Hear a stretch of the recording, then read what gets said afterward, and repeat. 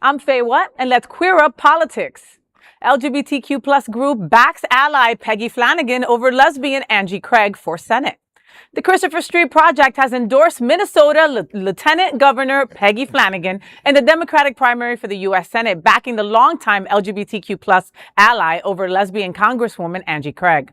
The national organization said its decision was based on candidates' commitments to transgender rights. Referring to the Trans Bill of Rights, Executive Director Tyler Hack told The Advocate, quote, "The Congresswoman has yet to sign on to that bill, and that for us is a pretty clear line," end quote. Hack said Flanagan has pledged to support the legislation and help organize Democrats around transgender protections. Quote, "We need folks who will organize alongside us, who will build a Democratic caucus that is unapologetically pro-trans and will work with us on the ground. That's what we're seeing with the lieutenant governor," end quote. The endorsement comes even as Craig has earned support from prominent LGBTQ plus leaders, including Jim Obergefell, the Human Rights Campaign, Equality PAC, former Transportation Secretary Pete Buttigieg, and Senator Tammy Baldwin. Flanagan said the endorsement reflects a shared commitment to civil rights. Minnesota Democrats will choose their nominee to fill the Senate seat being vacated by retiring Senator Tina Smith. Wow. Well, this one proves being LGBTQ plus isn't automatically enough anymore. Voters and advocacy groups are asking, what are you also doing for the rest of the community? I mean, I sit at many tables being the only woman at the table, okay? And when I am at these tables, I frequently say, okay, where's the trans person?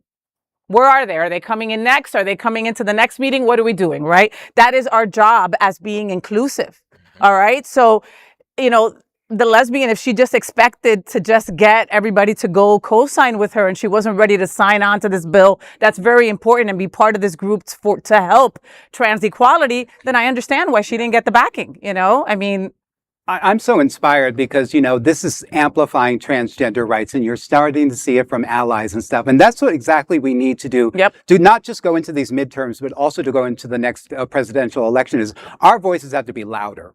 And we have to be more unified at this point, too. So it's good to see that there's allies out there in other parts of the country that are supportive of this. And yes, sometimes, as people, we tend to get sometimes, caught in our own, view of sometimes, and we don't see the cart before the horse. But, hopefully, hopefully this isn't something that has, stigmatized her, this woman's place, I guess, in the state. Well, Minnesota's Democratic Party is the most progressive chapter of the Democratic Party that wins races in the country. Mm-hmm. Some states might be more progressive, but they don't do a damn thing. But they don't win because they're in Alabama. Yeah. And it's important because it's a swing state, and too. it is a swing state. Mm-hmm. So that's good.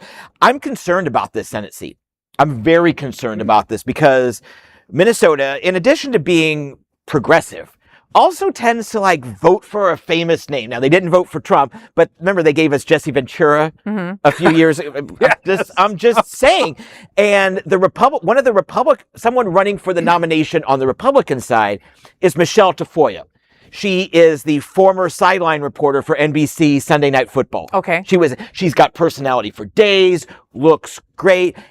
I'm concerned about this seat because she doesn't have great views for our community, but she's likable, and I'm concerned that she's going to be the one who wins. Whoever the Democrats nominate in their primary next month. That's a bit of a tangent, but that's my concern.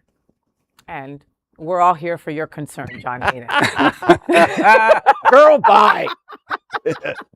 There is no other queer nonprofit media platform like this in the entire world. Support our LGBTQ stories by sharing them and subscribing to Queer News Tonight.